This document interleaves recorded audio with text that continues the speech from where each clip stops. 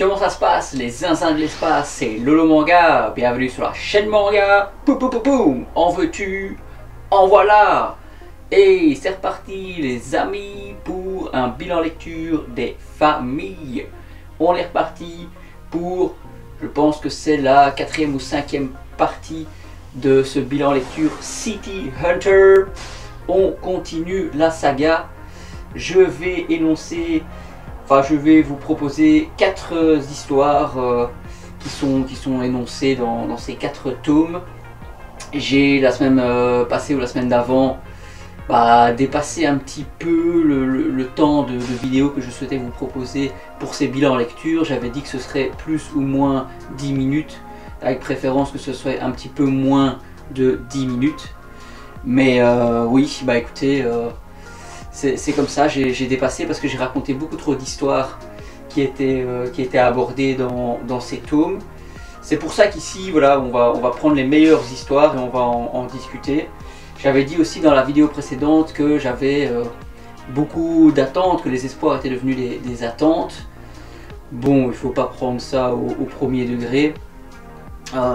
Et a posteriori, je pense que ça sert à rien de mettre la barre là, si c'est pour se trouver là au final et être quand même déçu.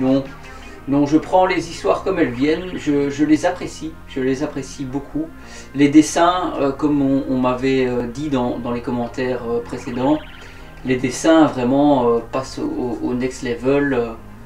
C'est très très beau, franchement, les bâtiments, les voitures, les personnages, même les arrière-plans.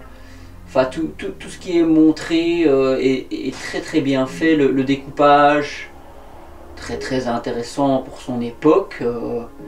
Le style, hein, le design très old school, très 80s, 90s, très appréciable. Donc voilà les gars, c'est très positif. Je donnerai une note, faut pas que j'oublie de donner une note à la fin de cette vidéo pour garder une certaine continuité. On a donc ici le tome 17 avec sa belle jaquette. Ces 4 jaquettes ont un petit peu le même design, le même principe de mettre un personnage sur un fond uni, avec un regard comme ça un petit peu mélancolique, un regard un petit peu, peut-être pas vers le passé, mais un regard rempli de regrets ou de tristesse. C'est assez bien mis en scène. On a donc ce tome 17 avec Demoiselle Sarah, oui, qui est dotée de dons de voyance, hein. C'est une gamine, quand elle te touche, elle peut un petit peu avoir ton ressenti, savoir si tu es quelqu'un de triste ou de joyeux, enfin où tu en es un petit peu dans ta vie. Cette fille est l'héritière d'une grande famille très riche. Donc effectivement, Ryo Saeba est appelée à la rescousse. Elle est poursuivie par certains membres de sa famille voulant l'éliminer pour avoir l'héritage, avoir le contrôle de cette famille. Cette gamine a aussi pas une servante, mais une assistante. Donc oui, il y a beaucoup à raconter par rapport à cette histoire. Elle décèle chez Ryo quand même beaucoup de tristesse et ça donne lieu à plein de situations qui sont très marrantes. Encore une fois, une histoire qui dure un tome et demi, grand maximum. Ici, alors je vais vous montrer le prochain tome pour que vous ayez une belle idée à chaque fois des jaquettes. Voilà, j'ai toujours pas amélioré ma technique concernant le changement des tomes. Le tome 18, le popotin volant les amis. Alors, je ne sais pas si vous vous souvenez de cette jeune fille avec son juste corps qui souhaitait voler la tulipe noire. Eh bien, on la revoit, vu qu'elle est dans une histoire de famille, hein. Sa famille de voleurs fait en sorte que la tradition est de se marier avec un autre voleur. Et donc elle fait appel à Ryo pour essayer de conjurer le sort, de conjurer l'histoire de sa famille, essayer un petit peu de sortir des griffes de cette manipulation. Et donc elle simule une relation avec Ryo qui se retrouve pris dans une compétition avec un mec qui est aussi illusionniste, qui fait aussi de la télépathie. Enfin, c'est complètement rocambolesque comme histoire. C'est assez incroyable. Je vous le conseille. J'ai vraiment bien aimé cette histoire et on revoit un personnage qui a déjà été vu par le passé. Voilà, on passe à la suite les gars. On va montrer ici, qu'est-ce qu'on a là? Ouais, on va montrer le tome 19. Les deux prochaines histoires sont très importantes pour le lore, pour un petit peu en savoir plus sur nos personnages phares qui sont Ryo et Kaori. Donc commençons par Kaori, ce tome 19 où elle apparaît dans une très belle posture, aussi un petit peu mélancolique, regardant dans le vide. On découvre, oui, la sœur cachée de Kaori, n'étant pas la vraie sœur de Makimura, le défunt partenaire de Ryo. Eh bien oui, on en apprend plus sur son passé.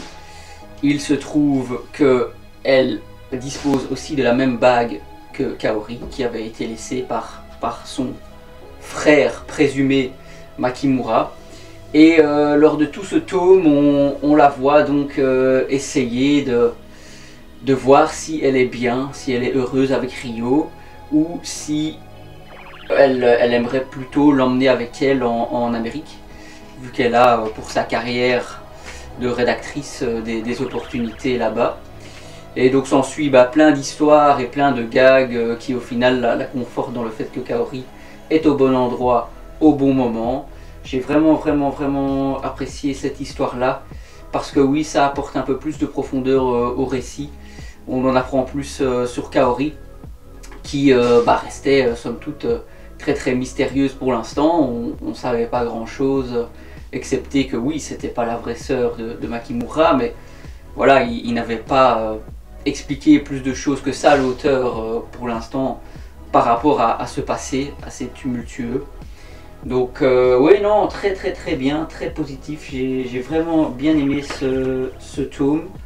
Et on passe à une histoire plus personnelle concernant Ryo, avec cette belle jeune femme ici, le tome 20 que j'ai lu hier soir. Donc c'est très actuel tout ça. C'est le principe des bilans lecture. On a donc Rosemary, et oui, Rosemary Moon, qui est donc l'ex-partenaire de Ryo. Ils ont eu des histoires rocambolesques aux États-Unis avant toute cette histoire, avant tous les événements qu'il y a eu avec Makimura et Kaori. Elle vient un petit peu mettre le boxon dans sa vie. Elle cache quelque chose, hein, véritablement, tout au long du récit. Et il se trouve vers la fin que, qu'elle essaie carrément d'assassiner Ryo, et puis après elle pense au suicide, parce qu'elle est prise dans une histoire de Yakuza, qui en ont après son partenaire actuel, et tout ça bien sûr finit bien, mais oui, cette Rosemary, elle en apprend plus sur le passé de Ryo à Kaori. On a un très grand moment de tendresse entre Ryo et Kaori, j'ai beaucoup apprécié. C'est rare dans l'histoire de City Hunter. Donc ouais, le tome 19 et le tome 20 qui apportent réellement quelque chose à l'histoire dans sa globalité. Les semaines précédentes, j'en étais arrivé à une note de 7 sur 10, j'ai pas oublié. Non, là je mettrais une note de 8 sur 10, franchement 8 sur 10, très bonne lecture. La suite ne me fait pas peur, je pense que je vais passer un bon moment. Et comment dire, je vous en parlerai dans les bilans lecture des semaines prochaines. Donc ouais, donne-moi ton avis s'il te plaît. Un petit like la vidéo mon coco, un petit abonnement, ça fait toujours plaisir, merci beaucoup. Et on se dit à la prochaine sur la chaîne Lolo Manga. Allez, ciao les gars.